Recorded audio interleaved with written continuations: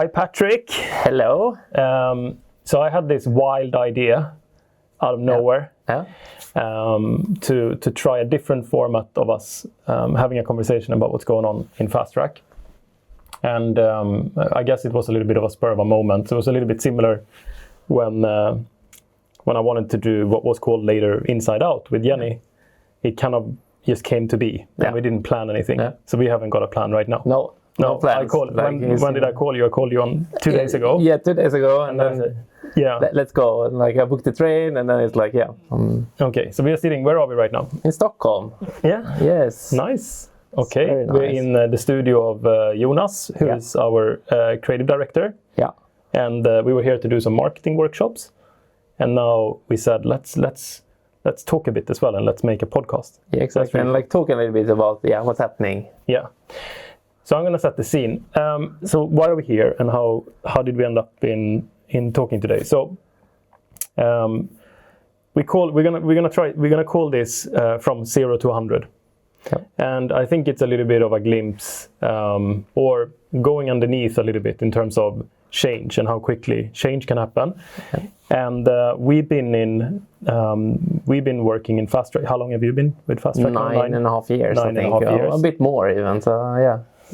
I remember you starting. No, I can actually no. It's 9.5 because I started in March. Okay. Long time ago. March a long time ago. Yes.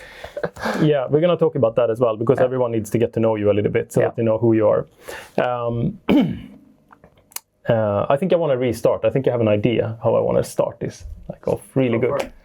You're going to cut this. You're so annoying. Okay, but we wanted to kind of get everyone into the right motion. Yeah. We're calling this idea that might not become anything, but now we're here talking. Yes. So trying it out at least. Yes. So I call that from a 0 to 100. Yeah. And it's essentially a really cool title because it reflects essentially our own transformation as an organization from going to kind of adopting best-in-class workflows using AI. Yeah. Yeah. And in particular, focusing today on our shift from 0% or no AI-driven engineering to 100% AI-driven engineering and that transition. Yeah. So that's what we're going to talk about. And I guess it's maybe good to get to know me a bit also. I'm Patrik, currently CTO at Fast Track. Been here for 9.5 years, a long time, but super exciting. And I guess before I joined Fast Track, I was in the airline industry doing booking engines and things like that. And always loved coding. So we met. When did we meet? We met in Judebilskolan back in school. What year was that? It must have been 2008. 2006. ETP. It was a long time ago. And I was going. I was in the class over you, right? Yeah. But everyone was just hanging out because it's quite funny when you start in a school. I had a really weird way of growing up because I never liked school. So I was really demotivated, going to school and doing that part of thing. I wanted to play video games. Yeah. And I wanted to do some coding and I wanted to do things like that. So I found all of the ways in the world to skip school when I was growing up. But then when I found out about Judebilskolan, then everything changed a little bit because it was quite interesting that you suddenly were amongst people that was quite passionate about the same thing. Yeah. We didn't know anything back then, but it was still fun. Yeah, and I think for me it was you got so much, and I think that's at least where I actually got the proper interest of coding and things like that, because I think we had 14 or 15 hours per week just coding, and that was so much fun, and because I was a little bit the same in school that I passed everything, but it was bare minimum effort kind of. But then I got into coding, and that was really fun. And then you started doing that on the side and coming the next day and showing your classmates a little bit. Oh, I'm doing this and running a Linux server, and someone else is doing the same thing. I didn't run any Linux servers. But it was you did. I know you did, but I didn't do that. I was never in because I was always we started on the most random entry. We started. I think I started basic coding on Amiga. That was my neighbor taught me how to do an if statement, so it could kick out I type. It says, "What's your name?" and then you say Simon, and then it says, "Oh, hi Simon." And then I had a program which was with basic. That was the first. And then I started doing web pages with HTML and CSS. Not really any JavaScript. Actually, my first web page was about Diablo 2. Oh, nice! Yeah. Like the game. And you remember back then you had to download map packs. Yes. Yeah, and then you had to have like in order to upload all of the maps, you got all the chests and stuff and the bosses, and when you were doing Mephisto runs or whatever it was. So you could download those, and the way to rank back then was like that you had banners. So if you got more clicks on the banners, your banner got higher on the page. Yeah, it was like an affiliate thing. So I had a web page, it was called Diablo Europe, and then it had 550 HTML pages manually coded, straight up. And it was quite cool. What was your first coding project? No, but we spent I think it was 7-8 people in the class. We built a poker client. So actually so that was like was this in Judobilskolan? Yes. So that was the first project you did? Yeah, it's like a bigger project. And of course we did smaller home sites and stuff like that. But I think that was the bigger project. And then we started building a poker client. Because I think back then poker was quite big also. So I was like, but let's build one our own kind of. And we started learning about how does the network stack work and all those very cool things. So I think that, it was a very good experience and something I remember. Yeah. No, but that was really cool. And I mean, that's where we got to know each other. Yeah. So we were going to school together. And then actually a few people from Judobilskolan works with Fast Track now. So it's you and me, it's Jonathan. Actually, is that it? Maybe that's actually true. Okay. We used to have a few more. Yeah. But no, it's cool. Yeah. And then Fast Track has always been one of those companies where we are. You didn't start at Fast Track as a CTO because we had one of the co-founders were CTO in the beginning. Yep. And then you took over from him. How was that, by the way, like coming in to Fast Track, and then it's kind of Simon, Chris, and Hans been working. You came in, I think, together. Actually, the story is quite funny because I went to Varberg. Yes. You guys were a team that was working on in another company, and we had a really big issue at Fast Track because we couldn't recruit people, and we were this startup, and we didn't really have that much money, so we had to figure out a way of getting people on board in Fast Track. And when we were thinking about that, we were like, kind of okay. How are we going to be competitive against all of these companies in Malta that have, endless pockets of money? And that's when me and Hans and Chris was just saying like, and I think I stuck into the idea that was just, let me just go to Varberg. Let me organize a dinner. Let me get everyone around the table. I'm just going to convince everyone to do it. I think we were like 8. Yeah, it was quite a few people. And it was Christmas, I remember. Also. Like it was during the holiday. It was like Harris or something like that. Wasn't it Harris in Varberg? Harris, yeah. And then when I remember like pitching my guts out. And then it was just like, everyone was just like, nah, like we don't want to do this. We're comfortable. We're all good. Yeah. And then it was like, was it you and Jonathan? Yeah, it was me and Jonathan. And I think like we kind of were like, it sounds very interesting because we were like we've been at the other company for 6 years or something like that. So we felt like, but this sounds very exciting, doing something together also. But then Jonathan back in the days had 2 small kids. So he was like, Simon wanted us to move to Malta. I'm behind those 2 kids as well. It was in my dad's house when, where they met and which essentially led to them having kids after. No, and then it was like, we're not going to move to Malta maybe, but we know a few people here also. And you found yourself a nice office. Do you remember office? Yeah. Where was it? But the first, exactly. The first one was in the industrial. The first one. Yeah, the first one was like in the industrial kind of area of Varberg. Nice. So it was a nice, like it was a big office for 2 people, and it was nice to have office. It was nice. It was in the outskirts of Varberg. Yes. In like the most basic IKEA desks, like screwed together by ourselves. Yeah. But it's exciting. I think that is exciting though. Yeah, but I think it was very I remember those times, and it was nice. You came to see the Malta office, like with the first one we were in. Yeah. The small one. Yes. On Bisatsa Street. Yes. Yeah. So it was 40 square meters, and it was like a sliding door from the kitchenette into the bathroom. Yeah. And we actually had clients walking in on people, like sitting and doing their business. Yeah, it was. Nice. Okay. Anyway, so your experience, you then became you were a developer. Yeah. A really good one, but you were a developer, and you were working incredibly closely with myself all the time in defining kind of. And I think you were one of those people at Fast Track as well that was just you were looking at the tech stack we had at the time, and you were like, we should change a bit, and you started driving change maybe from year 1, and then there was a lot of new being introduced.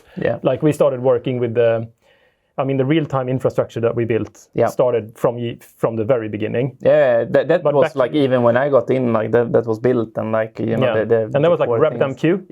Yeah, we're using cloud services for that, for managed services. Okay, and then that evolved. We had a stack that was more PHP based. Yeah, exactly. Yeah, back in the days it was a little bit different. Yeah, then it was PHP, and I was coming from like the .NET world a little bit. Microsoft.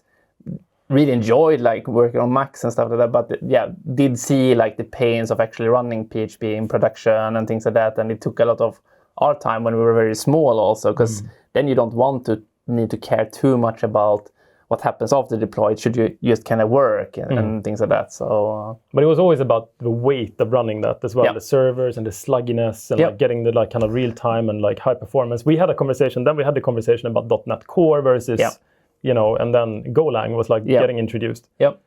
Do you remember why we picked Golang over .NET Core?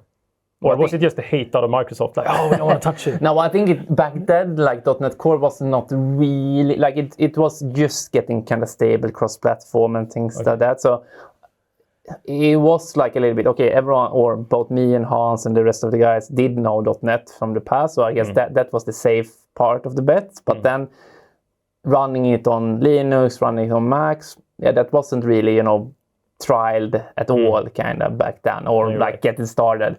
So I think and then we start, I think as we've done with a lot of technologies, that we start small, start with one service, or start with a small project, get it the whole way, meaning like deploying it to production and seeing how it behaves and learn from that. And in some cases you're going to feel like, that was maybe not the right decision. But then it's easy to roll back or do another route or continue how you've been doing it, for example. Yeah. And I think that's the key, how we done changes all the time in tech, that we start usually small and don't overly commit to that decision too early on. But then when we see this is actually working, for example, I think the first Go service was a success. We deployed it. It was fast. Sure, you can still write bad code and slow code, but the application would still kind of run and be, Yeah, I remember, because we've had a couple of moments like I mean, there's too many to discuss today, but like we are. It feels like we are constantly kind of changing, and and sometimes we get really excited about something, and then the next day we are not excited at all about that anymore.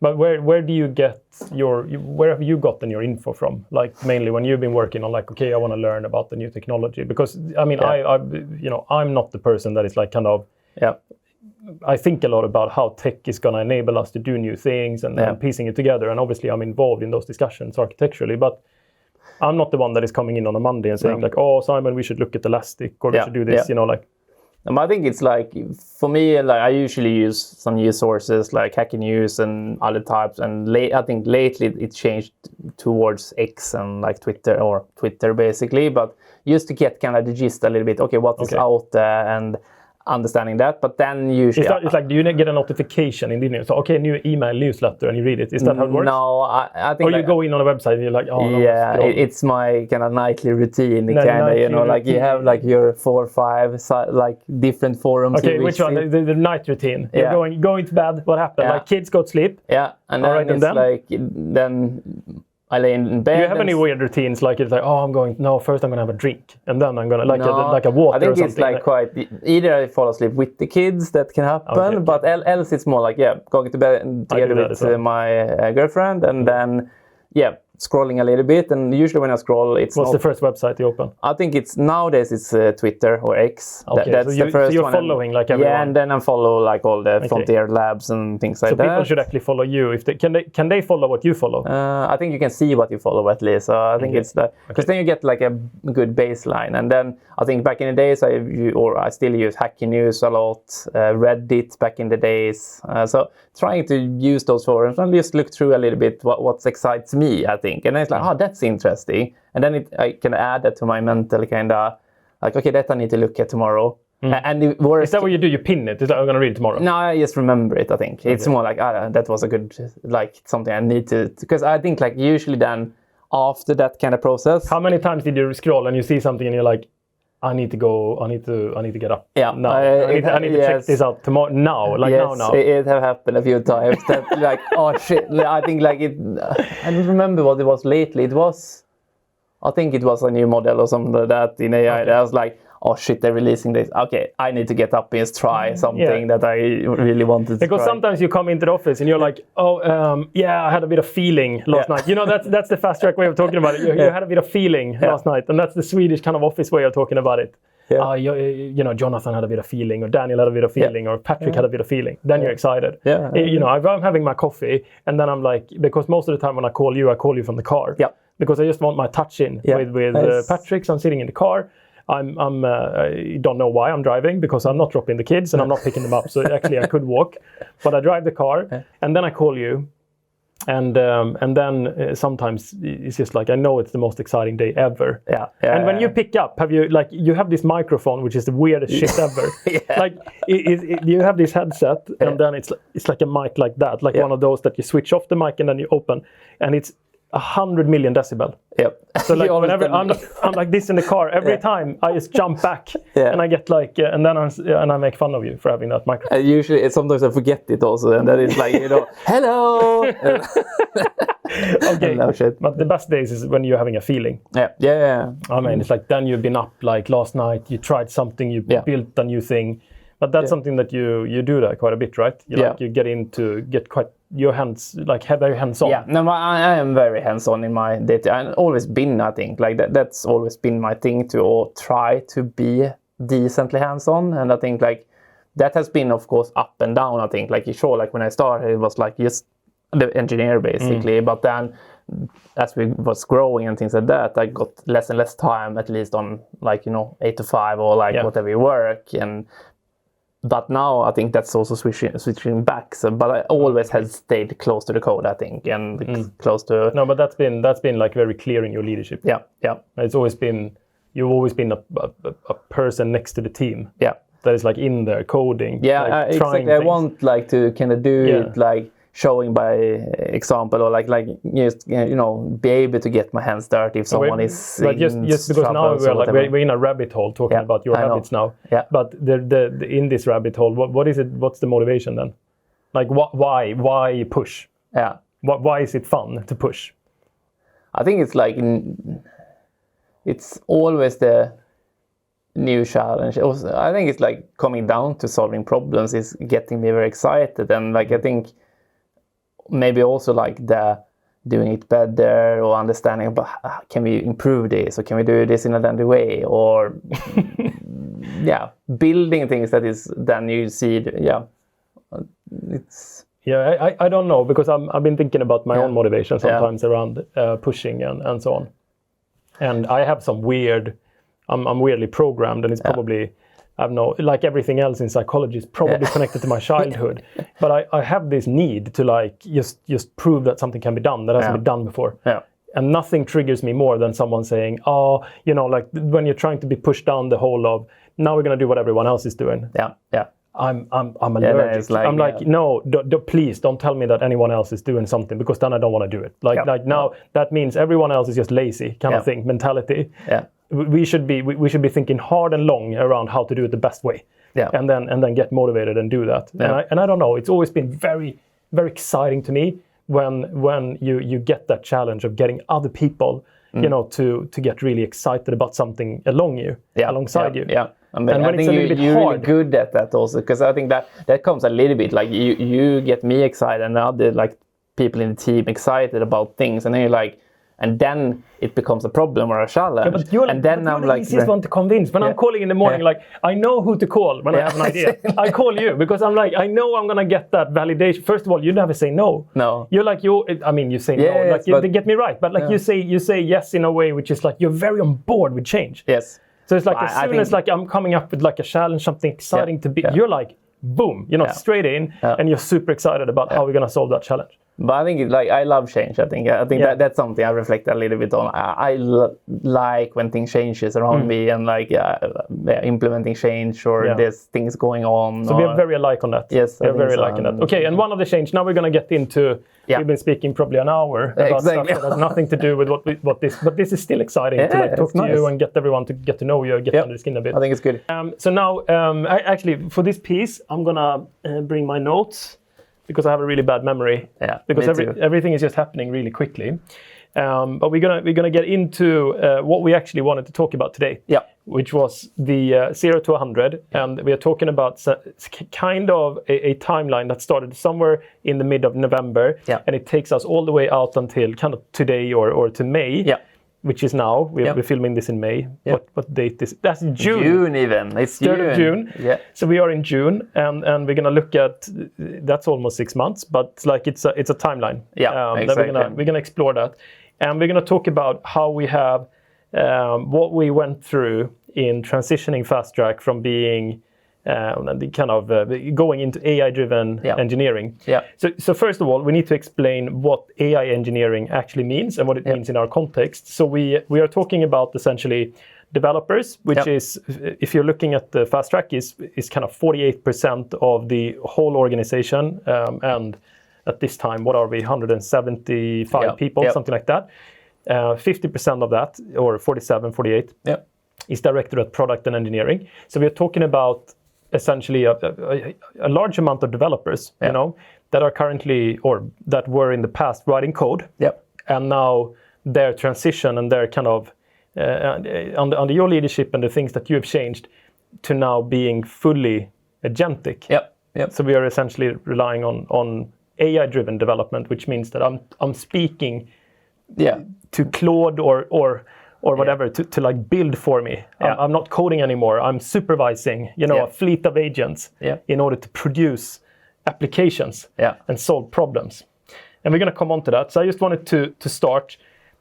It's not been like a shift, maybe, because now we had to kind of explore how we ended up here. Yeah, exactly. Because we've forgotten. We've forgotten. It's so long ago. Yeah. So it's like a couple of weeks ago. No, but it's a couple of months ago. But it felt like it's so long ago. So we had to think back in terms of how did we use to work in 2025 and what that looked like, because there was in productivity increase even then.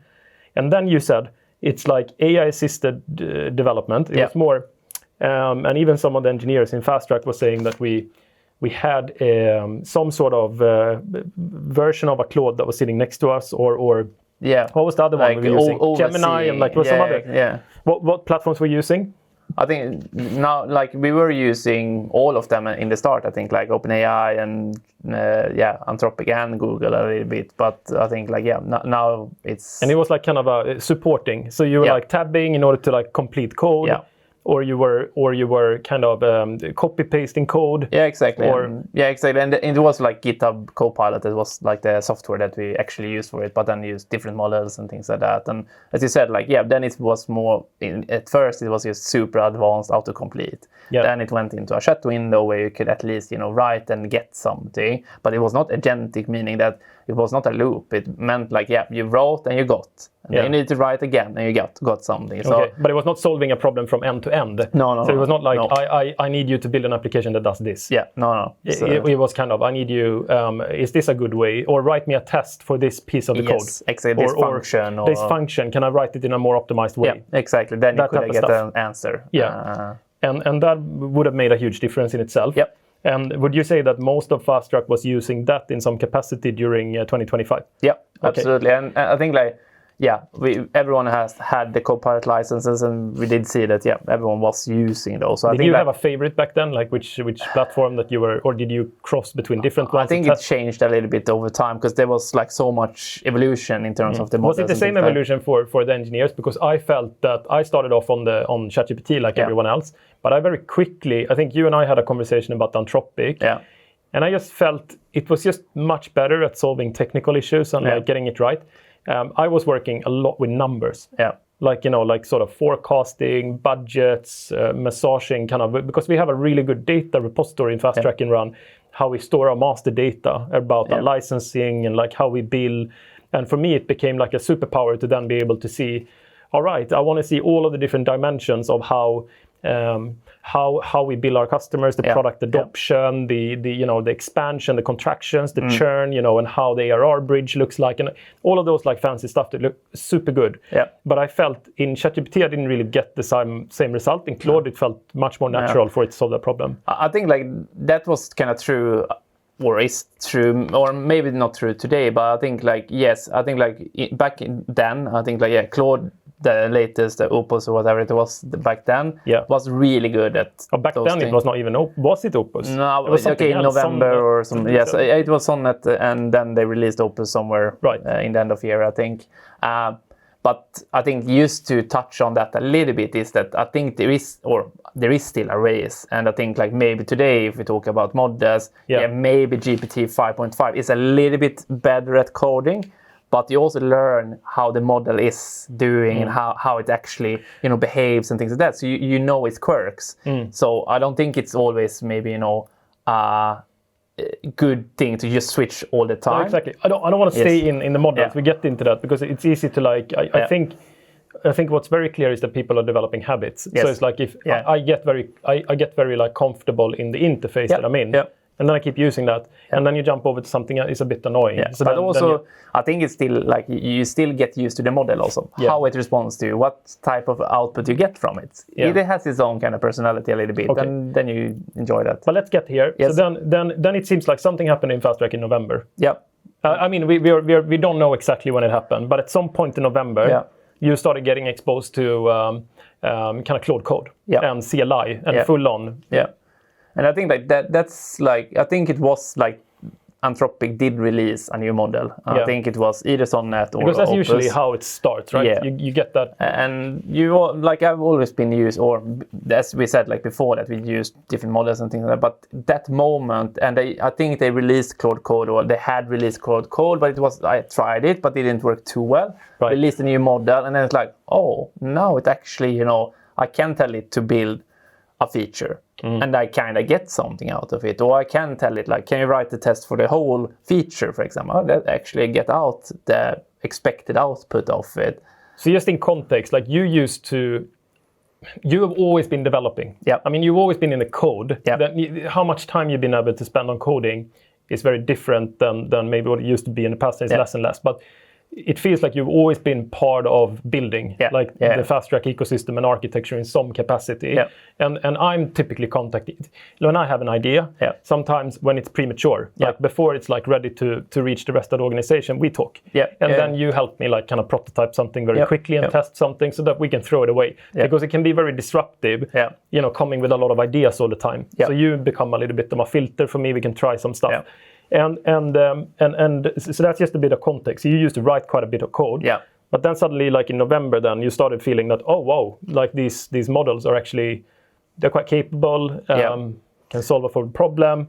And then it seems like it started spreading a little bit. Yeah, exactly. Because I think like I got excited a little bit, and then I was talking with the team in Sweden because they close and we take a coffee, and then you like of course talk about these things, and they're like, oh, you should try it, guys, and can I get that? And then they started trying a little bit, and then like, wow, and then of course like some people was quicker and others to adopt, but some people really like also got the kind of same kind of feelings. Because we got a couple of individuals in Fast Track. I mean, it's a lot of people in general, but you have especially some people in Sweden, it's Daniel and some other people. They're very like hungry for, kind of, new idea, exciting. I want to get into it, and that kind of happened. You guys started bouncing off each other, and at this time, I think for me, it was a little bit like going on in the background, and you guys were building up. It was like kind of rewards, and we had Fast Track AI that was released from I think September to all of the different customers, and we started preparing. I think it was also triggered by that rewards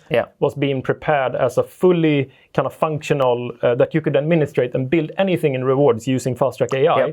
And at the time we were investing quite heavily in what was called MCPs. So we discovered quite early that actually, I remember that we sat and we tried like, okay, what if we just let it loose on the APIs? And it was actually really poor results. It didn't work too well. At that time. But and that must have been like part of this journey actually, because then you guys said, okay, we need to prepare kind of the APIs and the structure of the application and all of that to be operated by agents in the future. I think that's true, and I think like and I think like that's also like another piece, like how we maybe change what the focus is for the product and things like that. I think, as you said, that we released Fast Track AI, I think to the partners maybe in September, but they also like announced it internally even earlier. Long before, I think. Exactly. Because we had something, and that happened. That's a whole other conversation. Because that's another 0 to 100. That's in terms of like deciding about.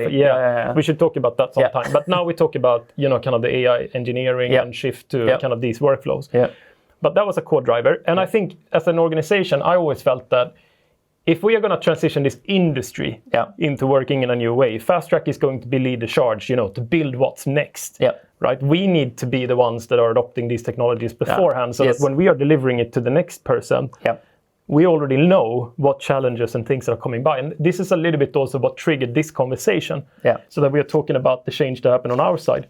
But okay, November, things are happening. You and Daniel and more people are starting to get involved. Simon, whatever. Like loads of people in the team close to you guys, because obviously coffee breaks, this spread, people tries. You started building. And building and like talking about it, just like I usually have like a weekly CTO session where people can join. There was usually the topic AI, like just like speaking about it more like ad hoc, but still like getting people excited, I guess. Or like... And then we're coming to December, and I feel like at this time there is already like a huge consciousness about that we need to prepare our own agent to be compatible with our platform, and then suddenly our platform is evolving to then be developed by agents. And coming into what happened after that, because I mean we're coming into we're approaching Christmas, and I remember us starting having conversations, and I loosely that when I was calling you, it was like you started showing things in the C-level like alignments. We have these alignments that we do every day between the C-level team, and you started like dropping in things. I remember a little bit, but I can't remember exactly what I showed. Look at this. I remember, no, but you did. You shared screens. Like, can you show? I remember speaking to you in one of the mornings on the way to work. It's like, can you not show everyone a little bit? And I was curious, and everyone else was curious. And then you were just prompting away. Show it was in terminal as well. Technical. But this is the thing. Like you're not a guy that sits in a full-on blown visual studio and work, right? No, you're terminal. Not anymore.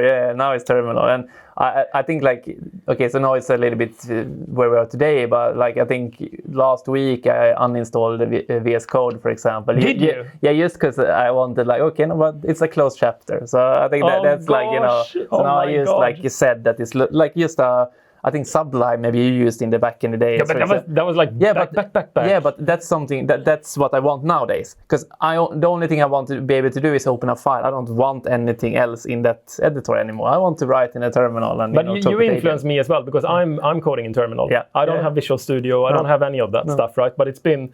But during 2025, so you guys and we got into it. We came into Christmas. We started having these like snippets of things, and you started triggering me. A lot around the possibilities, and I think that's like okay, I'm really, really curious about like how good is this and how far can it go. And we were like coming into the end of a cycle, so we have these goals and milestone cycles, and in those we do the strategic planning for the year. It happens 3 times per year, and to be frank, most of the planning in each cycle happens very closely to the next cycle. It's very agile. We kind of change the priorities for the whole company sometimes within a week, right? It happens, and we are very comfortable with that because that's happened all the time.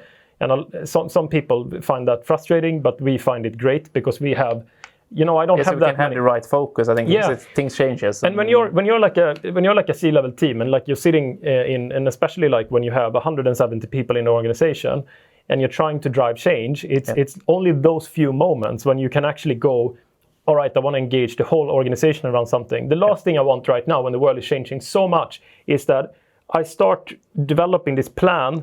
The world has moved, 100 miles, and then I have a year plan of like something that is completely redundant after 3 months. I really like this format of working with the goals and milestones. And the last cycle was the most successful cycle that we've ever had. We changed a lot of the formats in how we're doing that. We've tried that. That's another session as well. And I think it works so I think like maybe in the past, like if you go back, like okay, it maybe was a bit disruptive because then maybe like the whole world wasn't changing all the time. But now this kind of process works extremely well because everything is changing for everyone. Like it's not just engineering. We're talking about engineering today, but I think it changes for everyone in a company or 100%. Everyone in the world. So then it's so nice to be used to be able to take decisions and directions quite. And this became like actually the new cycle that we kicked off was on 20th of February.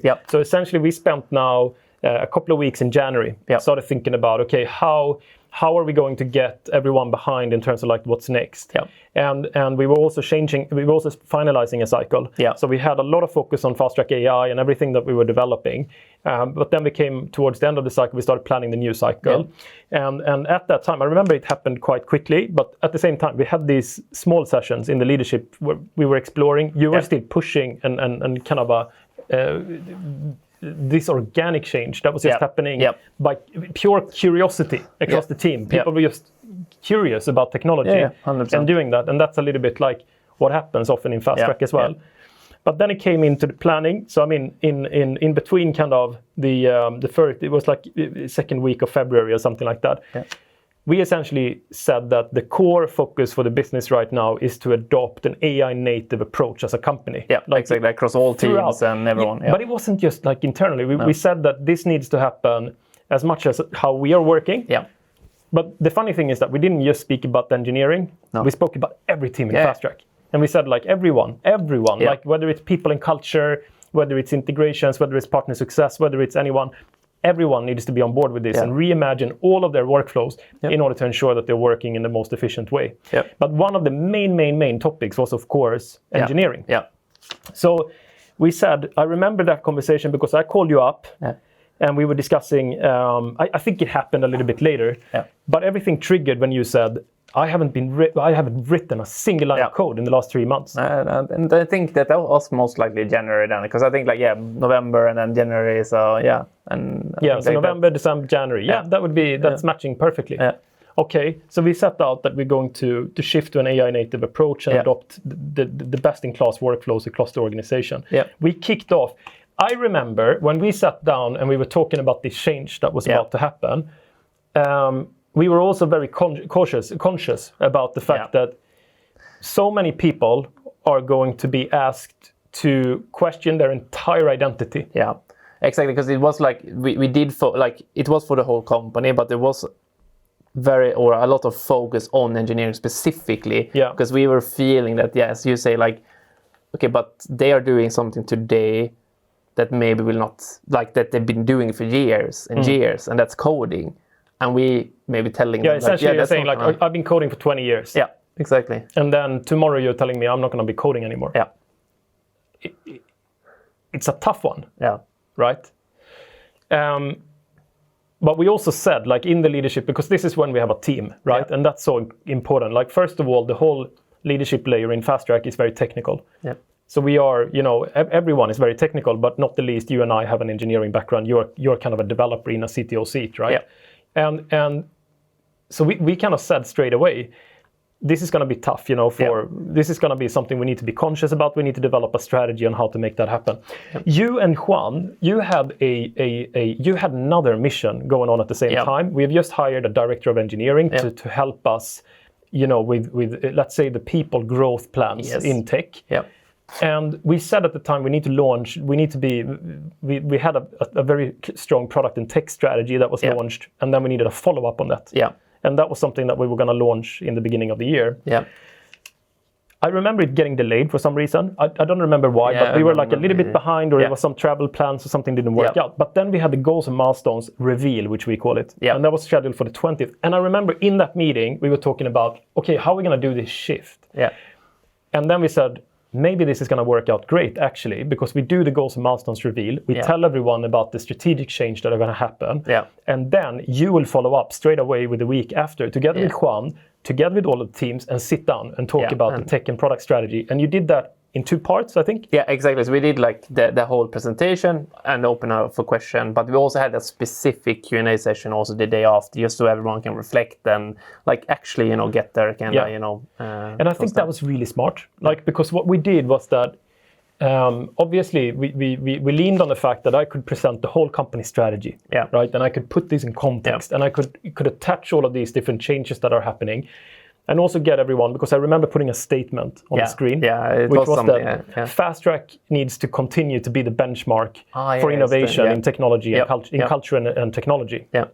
And that's grown on me a lot. We are all saying that is very important. 100%. I think it's like, and then we put that in context, and you had an insertion talking about... exactly. I think like what I talked about was a little bit like going from that shift, because as I said in the past, it's like I love coding, or like that part, and like how that transition felt for me and things like that. Just to kind of make sure that, you know, people understand like at least what I went through. Then of course it's going to be very different for everyone, but I think it was very good that people like got my story of like how I was feeling and all those things. I feel that, you know, when it comes to change and change management in general, and we love change. I've always felt that, you know, if you're a curious person, you're only afraid of what you don't know.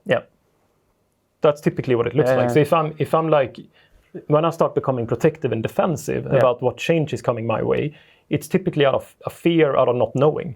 So you haven't tried it, you don't know, or like And then when you kind of stepped out and we kind of very consciously said, Patrik, you need to tell your story. Like you need to get a space, you need to sit down, you need to like tell everyone on an open field, like I'm a developer, I've gone through this, this is my experience, and bring everyone on board. And you guys did that as well. And I think that that was very good. And I think like it's also like, and then having the tech strategy where we talked about it again, and like and made sure to open the room also. I think we even opened the room with anonymous questions and things like that, so people that's a really key point. So like we had the first session, which was the as a follow-up from the goals and milestones. There was the tech and product session, part 1, which was more communication, and then the second session, as I understand, was a Q&A. Exactly. So tell me how you structured that and how you went about that exercise. So as I think what we had some discussions about it, but I think that in the end we actually decided to like, okay, it's fine to have anonymous kind of questions. You don't need to tell who you are, just, you know. Where did that come from? Was it like kind of, we don't know if people are going to be okay, if they have fears, or if they feel like this is going to be a struggle for them? Maybe they don't feel open, like to okay. I think like that's because I think it like comes down to everything from job security, and I don't think everyone will not stand up and be like, I think like we want a culture like that everyone should be able to do that, but I think like it's still understandable, as we said, like if someone done something for 20 years and they feel worried about their like future, maybe you don't have the courage right there and then and stand up and like say like, okay, I'm gonna you know. And what did we learn from that session?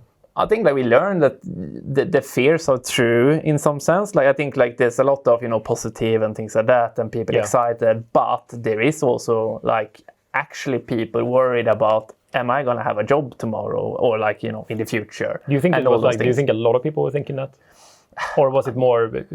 I think like not a lot of people, but I think like a few, and I think like maybe everyone has felt that in some way, because everyone has gone through a big change. I feel like when we've been planning this like AI transition, I'm very optimistically biased, and I think most of the leadership team are. We have stakeholders that helps us remind ourselves about the potential risks and so on always, but I've always felt very optimistically biased. I have very hard time imagining that, you know, we are going to be a company that is going to lay off people.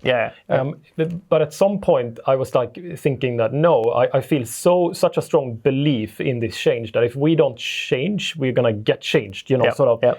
You have, sometimes it's like adapt or die. You know, like you gotta just get on the train. And right now we've created an environment where actually, you could argue that the engineers in Fast Track being at the absolute forefront in terms of how they're working as a company today compared to them are the most valuable asset to any company in the world. 100%. And I think like it's a very valuable asset for each individual also. That, you know, that if you are here in the forefront, of course, like then you're gonna have all the options. So we did that anonymous session. We started getting work, and then like but nothing. I mean, you had your early adopters. Like there was like a team. You know, how did you achieve adoption across the organization? Because it happened fairly quickly. But I think that the approach we actually took to kind of get over the line, or like whatever you want to call it, is that we actually, me and Jordi went into each and every team. So we did a session with a team. We looked at their board or tickets or something like that. Together with that team, they can explain a little bit how they were working right now and things like that, to just get like the feeling of what the level was of AI adoption and things like that. And then showcase a little bit about this is how you actually can work. And I think like that was like the first 1 or 2 sessions was very eye-opening for the team. because maybe not everyone was really. Was it very hands-on? Was it you showing on the screen? Like... Yes, very hands-on, and then like stopping for questions or like seeing, and then we also like did that kind of that you got some homework. Okay, next week we're meeting again. Then you guys need to show me a little bit. Okay, what have you done with AI? Okay, I know it's gonna be a pain. Because I remember when you started running these like AI acceleration roundtables, smaller groups. It immediately, I could see, because we had some dashboards that you were sending me on terms of the productivity by team. And it was complete correlation between which team had gone through that exercise and having the acceleration roundtable around AI and who didn't. No, I think and it gave a lot of value. But then I think like when we started going into like the third or fourth team, because we couldn't do all of them at once, kind of. So we did, because we wanted to still do a good session. So we're talking about a lot of people here. It's still like 50% of the organization. So I mean, and then I think like when I went into maybe the fourth or fifth session or something like that with a team, then it was like when we did the roundtable, I was feeling the room that but everyone is actually doing it already. So I think like the cool thing about that was that, you know, the teams that already was brought on board and the group that maybe was using it before even, everyone was speaking and, you know, talking to each other. So now it started happening on its own. So then it was like just snowballing basically, and And how did you feel about the kind of the people maybe that were more restrictive around, you know, or more cautious about their approach towards like AI-driven development, and before and after like the roundtable? Did you feel it changed like you know, very much? I think like I think it changed, and I think like people did see the power of it, and like, you know, when you get, I think it's like what you said, like when you haven't tried it, then you have your kind of opinion of like no, but this is how it is, and it's gonna just be putting out crap code or whatever. But then you try it, and maybe, you know, if you're a senior engineer, for example, and then you prompt it in the right ways, and it's like, I got exactly what I wanted. Then you're like, but wait a minute, and it's like, you know. No, but exactly, because I mean, I think it changes the perspective a little bit, because I've been thinking, you know, when you talk about identity, and it's like, why are you here, right? And it's like, I'm maybe a lot of people would have answered, I'm here to develop code, to write code, to coding. But actually, you know, we're here. Engineering teams exist to solve problems. 100%. And we talk about that a lot. And then suddenly it's just like, how important is it that the code is written by you? No, it's. I mean, the code needs to do what it's done there to do, right? In order to kind of solve that problem, and as long as it does that in a good way, that's good enough, right?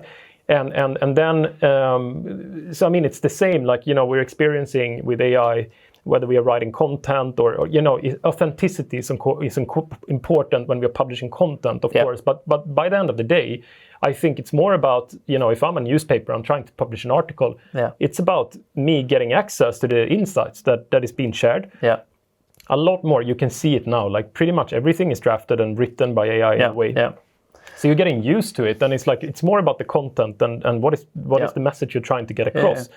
And in engineering, it's more about, okay, what is the feature that you're trying to ship that is supposed to solve a problem? Exactly, but I think like in engineering, there is like a little bit of layers, of course, that you need to take into account that, you know, okay, but is it maintainable that, okay, when we change that feature 10 times, do we still understand, like, or does it actually work and all those things?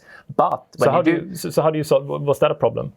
I think like, that is a problem, I would say. Like you can use AI on a different type of levels, and I think like it depends a little bit of your previous experience also. Like, okay, maybe if I want to build something, I have a very clear mental picture of how that should be built. I think maybe someone that hasn't built a certain system before, maybe the best way to do that is to make a plan together with AI. What you say, like write content so you get your thoughts down, share that with the team so you can get like, so you actually collaborate together and like come with the solution or like the high level solution. And then you can go in and, you know, do the AI work so you actually build the foundation. Because another thing that you said around, now you're talking about the planning and how that is happening, but another thing that you said was that you also multitask. Yes. Like, I mean, if we're looking at, just for the argument of example, as a super user, you do multiple things at the same time. Yeah, because I think like... Is that something that you actually encourage other people to do as well? Yeah, so I think like that's something I think that's something we are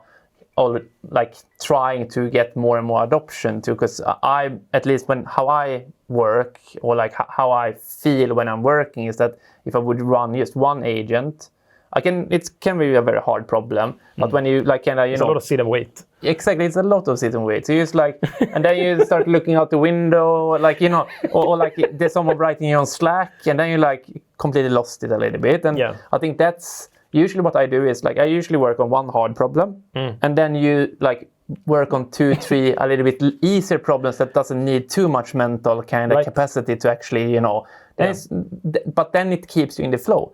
You need to activate your brain constantly, and at least you get into the focus, or you know, whatever people want to call it, like the zone. And I think like that's something that I felt like if you manage to know what you want to build, and I think that's the challenge nowadays. Like sometimes that, okay, what are the 4 things that I should be building now? That's not always super easy to say. You usually know one thing, but then you need to understand that, you know. So I mean, like, in order to kind of wrap that up and trying to get to some sort of an ending of this transition, because I mean, where we are now is essentially that when we looked at Q1 in particular, and we compared Q1 to Q4, which was kind of the early days of AI engineering, the data suggests that the hard stop was mid-January. That's kind of when the organization started really transitioning. And then the adoption happened very quickly. We could see that we had an 88% productivity increase between Q1 and Q4, which is unbelievably good.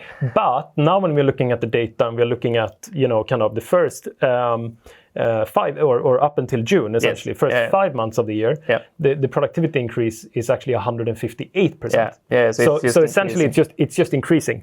So now what are, you know, looking at productivity, sometimes the way we explained it to the company, which I thought was like a bit clever, me and Patrik, we are racing together. If you didn't know, so we have I have a race car, and we race together, and so we did it anonymously with like a race car. And what we've done now is essentially increasing the number of horsepowers in the engine by, you know, 158%. But that doesn't necessarily, just because you have a super big engine with a lot of power, doesn't necessarily mean that the car is you know, doing a faster track time. Right? You need to upgrade a lot of other things to make it work, sustain and work, and, you know, for an endurance or marathon or whatever you're running. So now it comes down to the suspension, the gearbox, the gearbox, the you know, the brakes, the tires, the frame, everything to hold up, right? Isn't there a little bit similar in, like, that's what we are experiencing now as well? Because the bottleneck is no longer the productivity in the development team. Obviously, the quality of problems that we're solving, you know, are they relevant? Which we think they are. But then it's also the kind of the QA and the release. Deployment, release. Code reviews. Getting merged and getting it approved. It's a big deal. And the release process, we feel we're like looking over all of that stuff right now and rethinking it. We have developed new, completely automated testing. And reimagine testing, right? And I think that's the power of AI also, because I think like before, like writing an end-to-end like proper testing framework, it would take 6 months, 12 months, or whatever. Well, we tried a couple of times. We tried it. It's a big deal, especially when you develop a lot and you move fast and then keeping it up. And now like you can do it in a couple of weeks, and I think that's the power, that you can strengthen your harness or strengthen the car quite quickly also. That you can like, okay, but we need to fix the tires. Okay, how do you do it? Like this. Okay, good, done. And then it's like you can like build that car so quickly nowadays. Because what got me so excited when we were talking was that when we established a vision, which I truly believe in right now, is that we want our customers or our users of the platform to be able to write essentially in the platform, you know, if they have a problem or if they have a feature suggestion. We just want that to go in pure automation, all the way being interpreted by an agent, planned out, a code that is being developed, QA'd and released autonomously. That's a really cool vision. That's a pretty cool vision, right? So pushing towards that, that's the end goal. 100%. And I think like then you're gonna need to look at every single step and see like how that can be done. And I think like, I think one big piece, I think for engineers at least, is pull request also, because now like there's so much code that gets written, and we are like trialing different types of way. Like, do we actually need it to actually look at the proper code, or we're trying another approach where you also attach your prompt, like how you got to that code. Because right now you're seeing, like, if you're getting a pull request, it's like a change log of what code has changed. But you don't have any context of why, or like how did that person get to this code.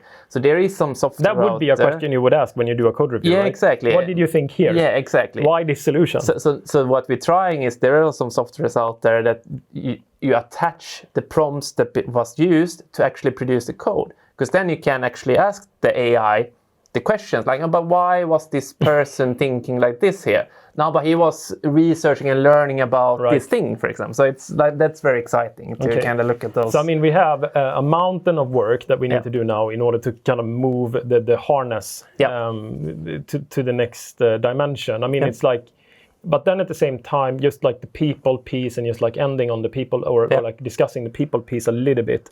I think I mean, there are aspects of me that is thinking, okay, you know, AI right now, it's very cheap to use AI, but a day is coming as well when AI is we're gonna have to pay for this at some point, like at a large degree, and I think that's becoming very evident.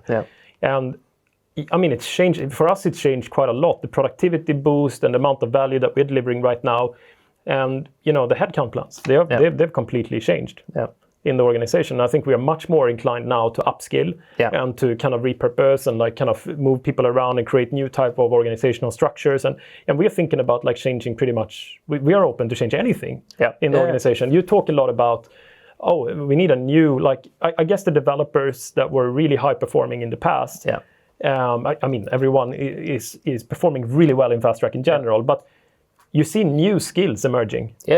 Like people that have, there are people that have a really strong expertise or subject matter expertise. They understand the business, they understand the context of what they're working on, and they are very decent coders. Those people tend to...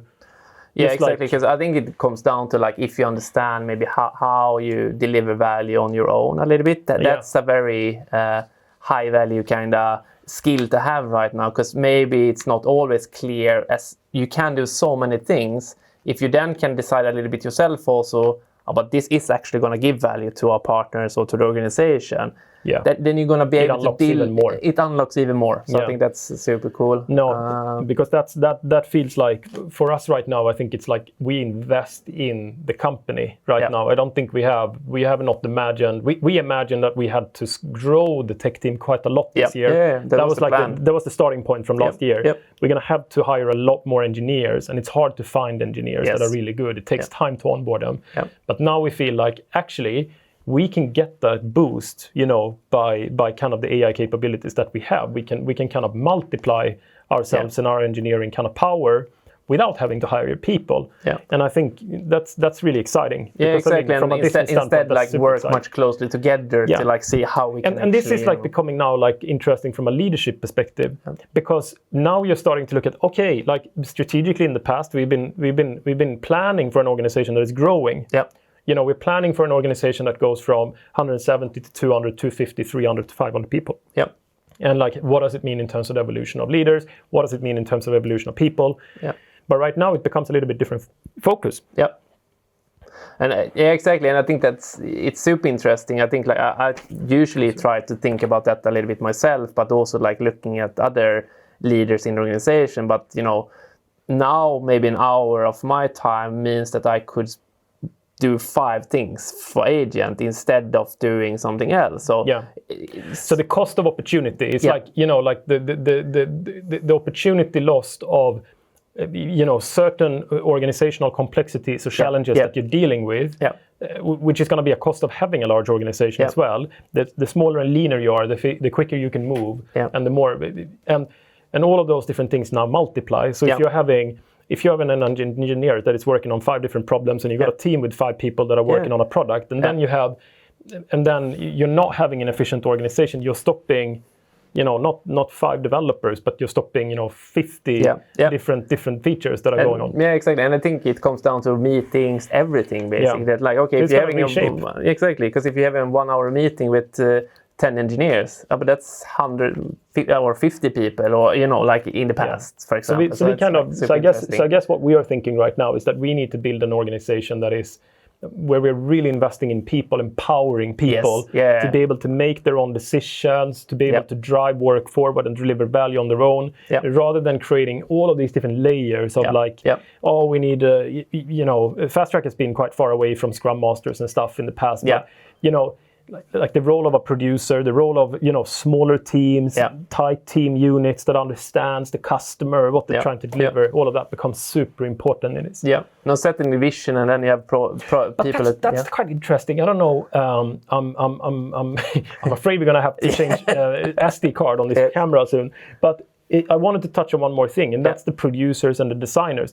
What I got really, something that really impressed me was that the design team in Fast Track started working on what is called a design system. Because there's a lot of change happening in that. What you want is an engineer to be able to write code, and that an agent is able to understand this is what Fast Track is supposed to look like. And they'd done that work, and it was just so magical how that worked. No, I think that's really cool. What is it called? Like when you do design systems? But it's it's design systems. I think is the right kind of. We call it I don't know. Our call is FTDNA or something like that. But it's a design system that is built up. It's a design system together with component libraries. Exactly, and how you kind of use the components together and all those things, and then more for the engineers is down to you cannot do it or. You shouldn't be able to do it the wrong way. Because we saw even Linus, right? They had a product. How he just went from 0 to 100. He was sitting there on his ideas and having a plan and a problem he wanted to solve in a certain way. And as a producer, you have to work with designers to try to what you have in your head. You need to get someone else to try to kind of work that out, and then you have an engineer that needs to build it. It's a lot of complexity. And I think the cool thing about those component libraries and things like that is that our designers have started actually building stuff with FTDNA, so they can show the engineers I want it kind of like this, and then it's actually in our front end. It means that it actually works. It's using the APIs. It's using everything. So because before you could get into challenges that you have designers that are designing without constraints, and then you get it to engineers, and it's oh shit, we're gonna need to change the database, we're gonna need to do all these things. Now it's but I want this button there, and I want it to do these things. Okay, good. The APS was there, it works. Good. Instead of oh shit, we need to okay, I'm getting hand signals that we need to speed up and get to some sort of a resolution. But I think I want to talk about one more thing. Okay, 1 minute. But okay, I think the role of engineering is also I think that's something that's gonna I'm seeing that front end, back end. I think that's also a shift that's happening at least within Fast Track. That everyone is an engineer or a builder or whatever you want to call it. And then you're in all the stack. But then of course everyone has their own expertise and champions and things like that. But it's still you are building a feature and things like that. Okay, we're gonna try to wrap up. I'm not gonna try to summarize the whole conversation, but I think what we are learning going through this journey in Fast Track and changing how we are working is now shaping as well how we're working with our partners and how they are implementing Fast Track AI and agentic workflows using Fast Track. And I think, all of the wins that we have had, both in terms of how we engage, how we inspire, how we are putting in the kind of extra effort in getting people on board with this change, and then also guiding them through these roundtables in terms of how we're going to work very closely with the problems that they have, look at their potential operational challenges and how Fast Track can overcome that. I think it shapes our proposition. It shapes how we approach things, right? And that's really exciting. So I think that's a really good wrap. I mean, we've been talking about a little bit you and I and how we met, but then obviously speaking a lot now around our transition. I mean, this is essentially all of this happened. It's all in weeks, right? And it's really exciting. This is the thing about Fast Track is that we always push ourselves. And that's really cool. So thanks a lot. Really cool. Very nice. Love this. I had my little notes. It worked really well. Thanks to support team for getting this done. Thank you.